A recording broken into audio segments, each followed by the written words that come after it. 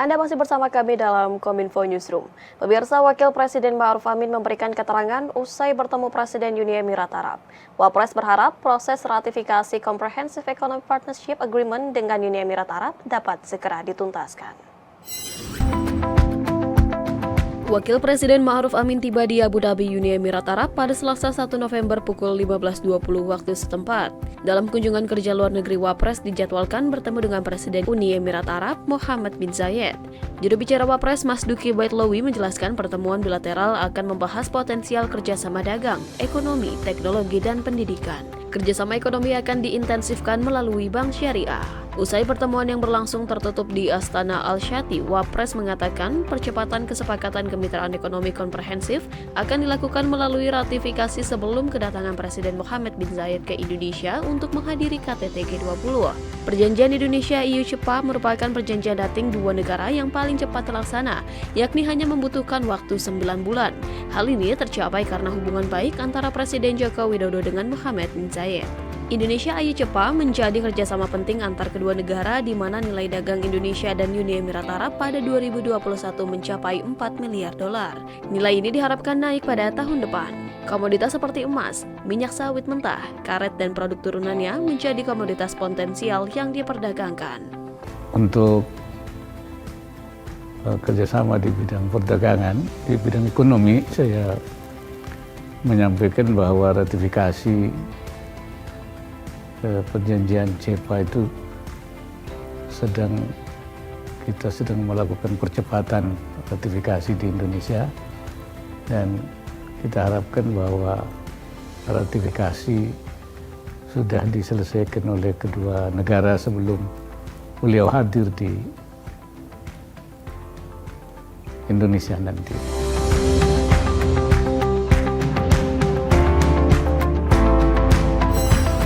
Menteri Komunikasi dan Informatika Johnny G. Plate bertemu dengan Senior Executive Vice President of International Development Thales Group, Pascal Suris. Pertemuan tersebut membahas tentang perkembangan satelit Satria 1 hingga mendiskusikan teknologi lainnya seperti keamanan digital, mobilitas cerdas, hingga identitas digital.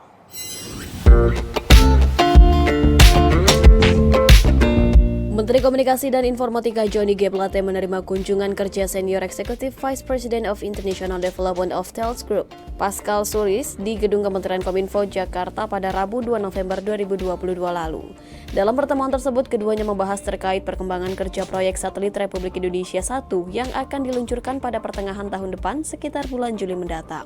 Lebih lanjut, Menkominfo menjelaskan bahwa Kementerian Kominfo bersama dengan Thales Group juga akan mendiskusikan terkait teknologi-teknologi lainnya seperti cybersecurity, smart mobility, digital ID, hingga pentingnya mengembangkan talenta digital untuk saat ini. Saat ini kerjasama teknis antara Thales dengan LAN dan INTI itu sudah terjalin ya. Tapi juga dalam rangka membangun talent Indonesia. Nah, ini saya kira kebijakan yang sejalan dengan apa yang Bapak Presiden sampaikan, bahwa perlu juga transfer of technology kepada Indonesia dan peningkatan kualifikasi talent Indonesia dalam rangka memberikan dukungan pada transformasi digital Indonesia. Pada kesempatan yang sama, Senior Executive Vice President International Development of Thales Group, Pascal Suris, menyampaikan apresiasinya atas kepercayaan pemerintah Indonesia kepada Thales dalam proyek satelit Satria 1. Pascal Suris juga menekankan bahwa Thales berkomitmen untuk mendukung penuh perkembangan pembangunan di negara Indonesia, terutama dalam menciptakan talenta baru untuk memperluas lapangan pekerjaan. I also wanted to stress the fact that Thales is committed to supporting the very impressive development of the country, and in many domains we have a strong policy which we believe is in line with the government expectations of developing jobs, developing talents in Indonesia. And I must say that I'm very impressed with the speed of development of the country. And Thales is really eager to support this development by hiring new talents, new competencies in the region, and developing what we do locally.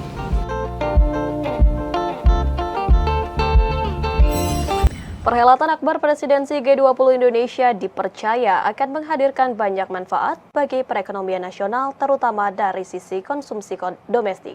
Sekretaris Kementerian Koordinator Bidang Perekonomian Susiwijono Mugasyarso mengatakan, konsumsi domestik diperkirakan meningkatkan sebesar 1,7 triliun rupiah.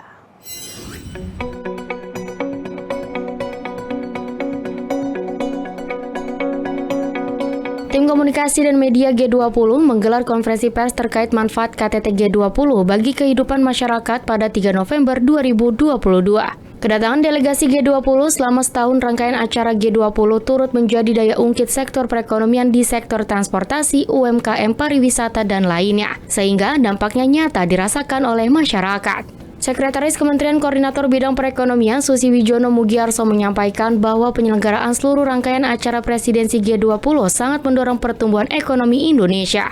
Presidensi G20 berhasil meningkatkan konsumsi domestik di Indonesia sebesar 1,7 triliun rupiah. Bahkan bisa lebih dari itu jika dihitung ulang kembali. Karena dalam setiap rangkaian event G20 selalu ada penambahan side event dan banyak beberapa kegiatan yang dilakukan. Dampak positif juga meningkat dalam keterlibatan UMKM dan penambahan penyerapan tenaga kerja. Sehingga dapat melibatkan kurang lebih sekitar 33.000 orang dari seluruh rangkaian kegiatan G20 di Indonesia yang dilaksanakan di 25 kota. Kemudian juga selain UMKM, yang paling kelihatan mungkin kalau Bapak sekalian ke Bali antara akhir Agustus dengan akhir September kemarin gitu, itu ada kurang lebih 15 kali ministerial meeting, sehingga mungkin tiket juga sangat sulit sekali, mungkin harganya juga akan ini, apalagi ini melibatkan banyak negara, dan bahkan paralel pada hari yang sama, minggu yang sama ada 2, 3, 4 kali ministerial meeting dengan sektor yang berbeda-beda.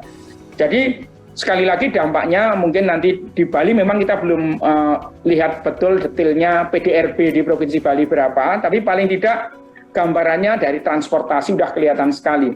Traffic ke Bali, teman-teman Angkasa 1 confirm ini meningkatnya luar biasa, lebih dari 70-80% dari traffic sebelumnya. Kemudian juga akomodasi, kita tahu perhotelan, kemudian tempat-tempat akomodasi pendukung perhotelan, tingkat huniannya juga sudah sangat tinggi sekali, bahkan di beberapa melebihi pra-pandemi gitu. Demikian juga sektor-sektor pendukung untuk side event. Jadi kalau lihat ukuran-ukuran ini, saya kira kalaupun tidak kami detailkan satu persatu komponen dan rincian spending yang ada di sana, tapi saya kira akan sangat nyata sekali. Turut hadir dalam konferensi pers ini staf ahli bidang pemanfaatan sumber daya kemaritiman Kemenko PMK Nyoman Suhida menambahkan bahwa dari sisi pariwisata, gelaran G20 akan berkontribusi terhadap proyeksi peningkatan wisatawan mancanegara yakni sebanyak 1,8 juta hingga 3,6 juta wisatawan. Dan juga akan berkontribusi terhadap proyeksi peningkatan wisatawan mancanegara hingga 1,8 juta sampai 3,6 juta, dan juga 600 sampai 700.000 lapangan kerja baru yang ditopang kinerja bagus sektor kuliner, fashion, dan kria. Presiden Joko Widodo menerima kunjungan Presiden Boeing International Michael Alter berserta dengan delegasi di Istana Merdeka. Menteri Perhubungan Budi Karya Sumadi yang turut mendampingi Presiden menyampaikan arti penting kolaborasi dan kerjasama strategis di dunia aviasi.